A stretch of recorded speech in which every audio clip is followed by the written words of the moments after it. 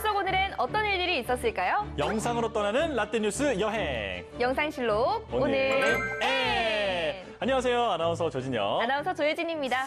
혹시 예진 씨는 MBTI가 뭐예요?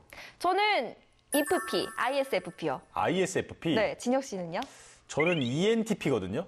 ENTP. ENTP. 찾아보니까 외향적이고 에너지 넘치는 유형이라고 하는데 남자친구랑 안 좋다라고 나와 있더라고요. 어쩐지 그거 되게 정확하다. 뭐라고요?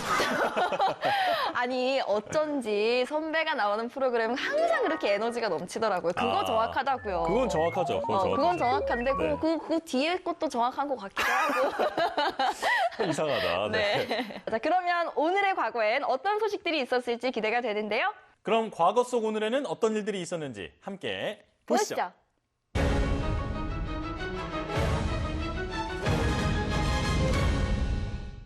하늘의 퍼스트레이디 아멜리아 에어하트.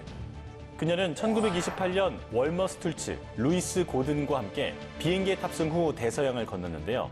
여성으로서는 세계 최초였습니다. 당시 아멜리아 에어하트가 그 대서양을 횡단한 후에 영웅으로 불렸는데 파일럿으로 횡단한 게 아니었고 또 다른 이들과 함께 탑승한 상황이라서 그 영웅 대접에 대해서 조금 불편해했다고 해요.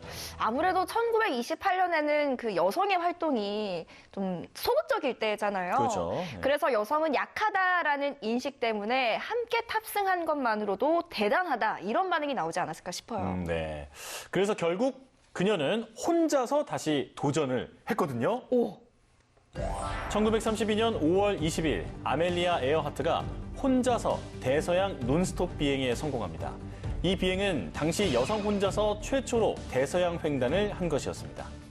와, 진짜 대단했네요. 그렇죠. 여성의 힘으로.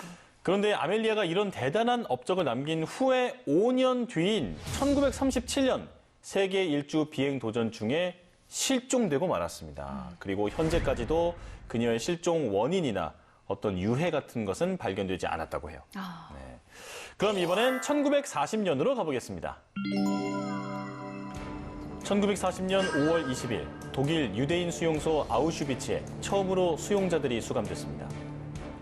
아우슈비츠 수용소는 제2차 세계대전 당시 폴란드 남부에 유대인을 강제 수용하고자 만든 집단 학살 수용소였는데요. 이 수용소는 최대 규모로 제작된 곳이었습니다.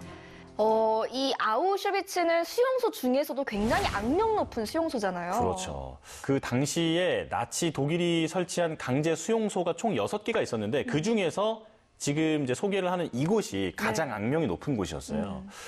그리고 그 이 수용소가 사실 폴란드를 점령하면 폴란드인들을 수용하려고 만든 곳이었다고 해요.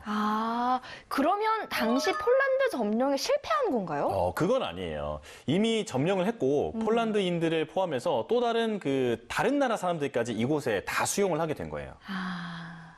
아우슈비츠는 결국 유대인을 학살하기 위한 장소로 사용됐는데요. 이곳에 수용된 유대인은 100만 명 이상으로 성인 남녀뿐 아니라 어린이들도 있었고 수만 명에 달하는 폴란드인들이 대량 학살을 당했습니다. 엄청난 유대인과 폴란드인들이 대량 학살 당한 곳이라고 하니까 저 장소만 떠올려도 정말 끔찍하네요. 그렇죠. 특히나 나치의 그 인종차별은 유대인, 폴란드인을 비롯해서 그 집시, 또 떠돌이 등 이런 유럽 국가 출신의 죄수들까지 모두 포함이 되는데요. 유대인을 대량 학살하고 강탈하고 또 멸시와 멸종을 일삼은 나치의 기본 정책이 결국은 나치 독일이 강하다라는 것을 보여주기 위했던 거죠. Some of the people still saying that it never happened. I'm here to tell the world it happened, and the world have to learn from it and to live in peace.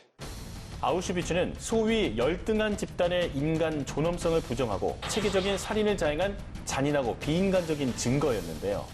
인종차별주의와 반유대주의 정책, 흉악함 그 자체였던 이곳은 20세기 인간이 인간에게 저지른 가장 잔인한 곳으로 기억되고 있습니다.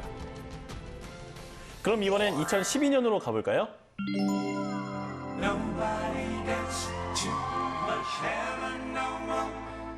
1970년대 팝과 디스코로 시대를 풍미했던 그룹 비지스. 2012년 5월 20일 비지스의 보컬 로빈 깁이 암 투병 끝에 62세를 일기로 세상을 떠났습니다. 로빈 깁은 결장암이 간으로 전이돼 투병 중이었는데요. 이후 폐렴 합병증으로 혼수 상태에 빠져 끝내 의식을 회복하지 못했습니다. 그 2005년에 내한했을 당시만 해도 건강하셨다고 제가 들었거든요. 맞아요. 로빈 깁은 2011년에 대장암 판정을 받았지만 반드시 살겠다라는 의지가 강했는데요. 하지만 그 의지와는 다르게 몸은 점점 더 안 좋아지고 있었다고 합니다. 비지스는 로빈 깁을 포함한 3형제가 주요 멤버로 구성됐는데요. 1958년 활동을 시작으로 팝송, 디스코뿐 아니라 R&B, 록 등 다양한 장르에 도전했습니다. 저도 특히 그 토요일 밤의 열기 같은 그 디스코 곡 되게 좋아해요. 그래요? 신나잖아요.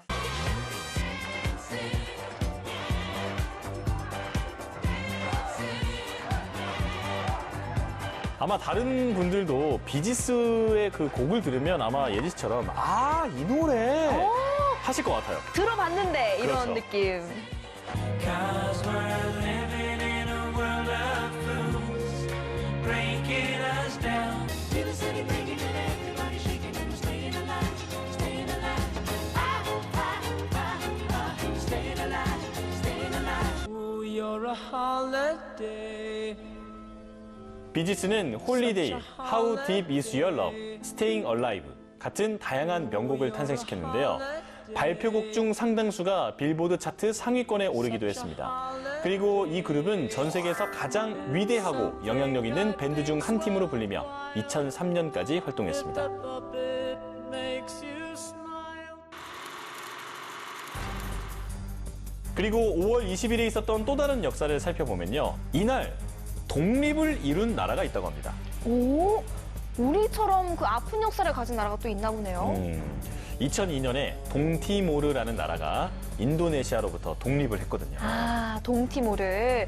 이 동티모르가 인도네시아의 지배를 받은 적이 있다는 얘기를 듣긴 했는데. 포르투갈의 식민지 지배를 받았던 동티모르는 독립을 선언한 지 열흘 만에 1975년 인도네시아의 침략을 받게 되는데요.